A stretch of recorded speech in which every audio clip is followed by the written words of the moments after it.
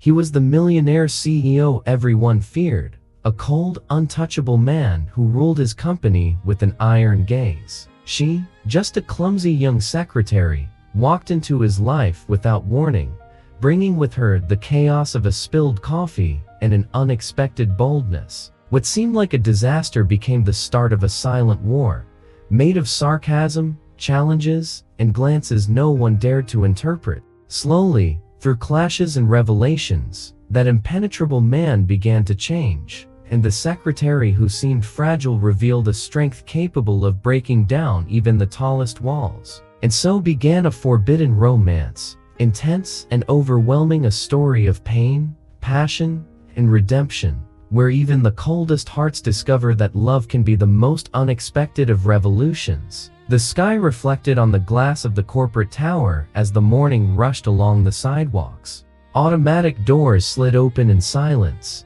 and Clara Mendes crossed the lobby with hurried steps, her heels echoing like nerves given form. Her badge still smelled new, hanging from her neck, while her trembling hands carried 2 cups of hot coffee. It was her first day, her first chance, and she needed to make an impression. But haste is never forgiving. From the elevator, Leonardo Ferraz appeared like an elegant shadow. The CEO, always cold and precise, seemed to carry the weight of the city in every gesture. His suit was flawless, his tie light, his gaze like steel. Clara stepped aside, but her heel betrayed her, slipping on the polished marble. The cups flew into the air, the brown liquid sketching arcs of disaster. Time froze. Coffee splashed directly across Leonardo's chest, staining his white shirt and silk tie. Shock spread through the lobby. Keyboards fell silent, eyes locked in place. Even the collective breath seemed to stop. He lifted his eyes slowly, as though deciding someone's fate in absolute silence. Clara swallowed hard, her face burning with shame, but words slipped out before fear could take over. "At least it's a premium latte. It matches your suit." The phrase hit like a spark on ice. A murmur rippled through the hallways, a mix of shock and stifled laughter. Leonardo didn't smile. His eyes measured every detail of her, from her simple clothes to the tremor in her fingers. The tension was sharp enough to cut, and no one dared to move. He pulled off his tie, handed it to his assistant, and spoke in a low voice, almost a whisper, but heavy like a verdict. "I won't fire you, yet."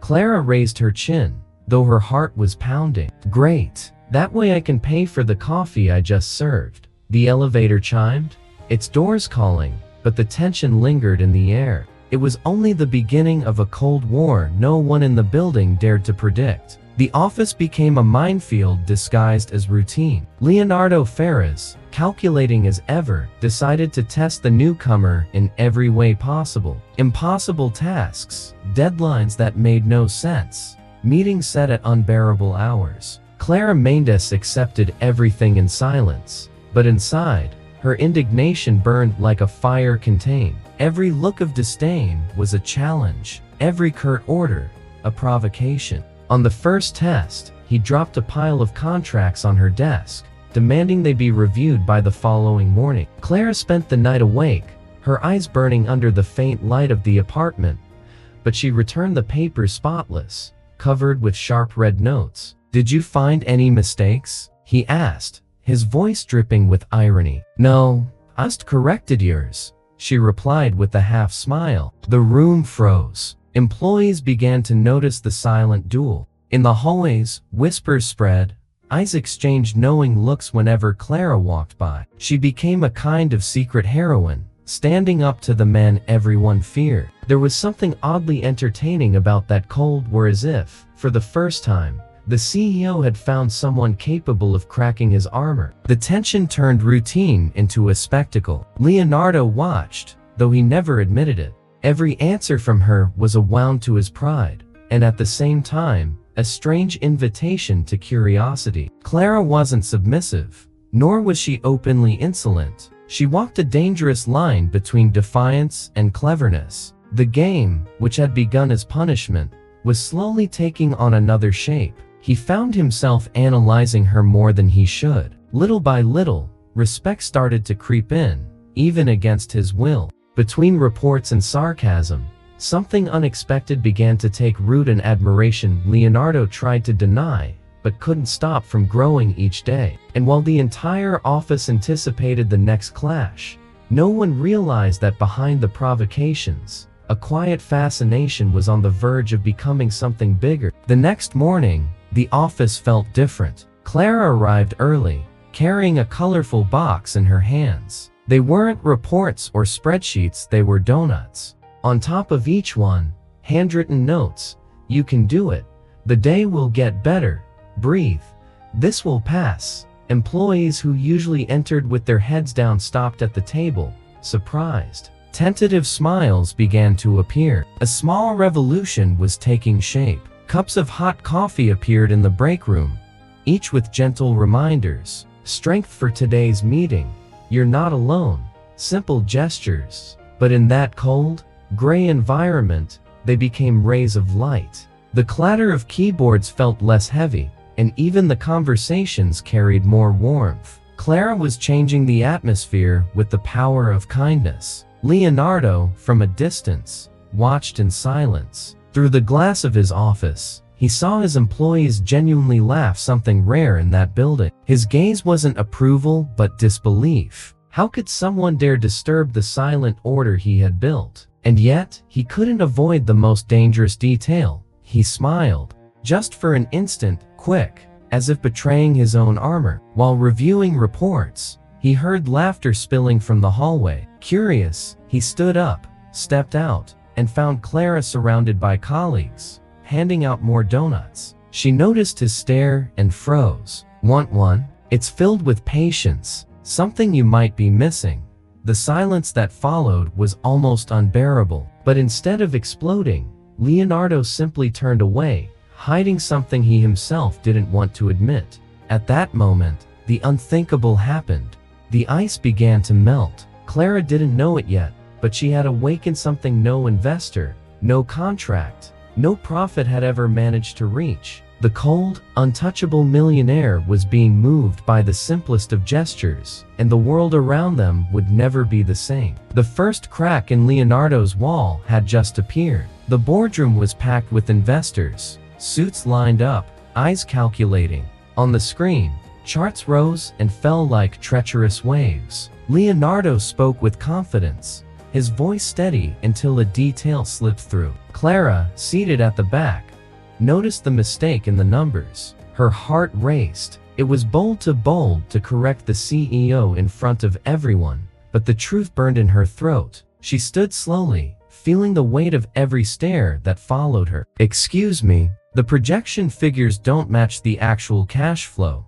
A sharp silence fell over the room. Leonardo turned, incredulous, his pride wounded before them all. Clara walked up to the screen, pointed firmly, and showed the error. There was no denying it. The numbers spoke for themselves. The air grew heavy with embarrassment. Some investors exchanged glances. Others hid faint smiles. Leonardo, for a moment, lost his footing. The humiliation was clear, but something deeper stirred inside him. Beneath the sting of pride, he saw not just audacity, but professionalism. Clara hadn't spoken to expose him, she had spoken to protect the truth. It touched something he would never admit aloud. Back at the table, Clara sat with her eyes fixed on the folder, trying to hide the tremor in her hands. Her heart pounded like a drum, waiting for his fury to fall on her head. But Leonardo said nothing. He simply stared at the corrected numbers in silence. It was as if he was reviewing not only the charts, but himself. The tension lingered in the air, yet something had shifted. For the first time, Leonardo felt genuine respect for someone who stood up to him. Deep down, without words, he knew the woman who had just exposed his mistake might be the only one capable of changing him. What had once been war was beginning to turn into admiration. That night, the corridor was quiet. Clara walked slowly, holding a stack of documents she couldn't push from her mind. They were cold reports, filled with cuts that struck directly at the employees. Reduced health plans, canceled benefits, bonuses stripped away without warning. She felt the weight of injustice, imagining the faces behind those lines. Mothers, fathers, entire families suffocating under decisions that weren't theirs. Leonardo entered the room at that moment. The glow of the city lit his profile, and he looked untouchable, as always. Clara didn't wait. She placed the papers on the table and faced him. "You don't lead, you manage. And that's not leadership." Her voice trembled, but it didn't break. The words cut through the silence like a blade. Leonardo stepped back, stunned that someone dared to pierce the wall of his authority. He tried to justify himself, spoke of numbers, projections, profits. Clara didn't look away. "And the people? They're not on your spreadsheets." For a moment, the man who was used to winning every argument fell silent. The echo of her words struck hard, shattering the cold logic that had always guided him. He drew a deep breath, but there was no defense. For the first time, he looked lost. The silence stretched on, heavy. Leonardo closed his eyes, as if searching for an answer within himself. But the truth was already there, laid bare by her courage. Clara's breathing quickened, her heart pounding in her temples. There was fear in standing against the most powerful man she had ever known, but there was also a strength she hadn't realized she possessed. And in that confrontation, something began to stir within him, a subtle crack, but one that changed everything. Leonardo started to wonder if he had always been wrong about what leadership truly meant. Clara, without even realizing it, had lit an uncomfortable spark, the spark of doubt.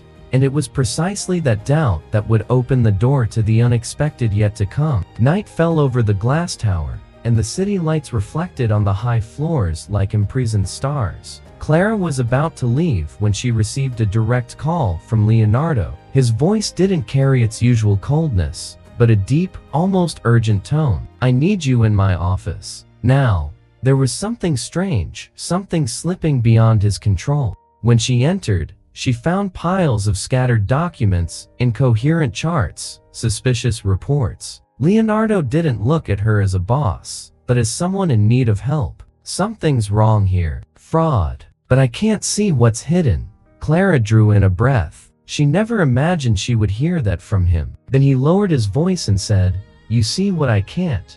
They sat side by side, diving into papers and numbers until the hours of the night dissolved. The silence was broken only by the sound of pages turning and the clock marking the slow passage of time. In the middle of their review, Clara noticed something, a detail that didn't add up. "Here, this transaction. It doesn't make sense." Leonardo leaned in, their shoulders almost touching, his eyes fixed on the same point. The tension was no longer war. It was something else. Vulnerability. Leonardo trusted her in a way he trusted no one else. For the first time, Clara saw the man behind the title, tired, pressured, human. Between reports and confidences, their eyes met in silence. No words were needed, something was growing there, hidden beneath the guise of investigation. When they finally lifted their eyes from the papers, they realized dawn was seeping through the windows,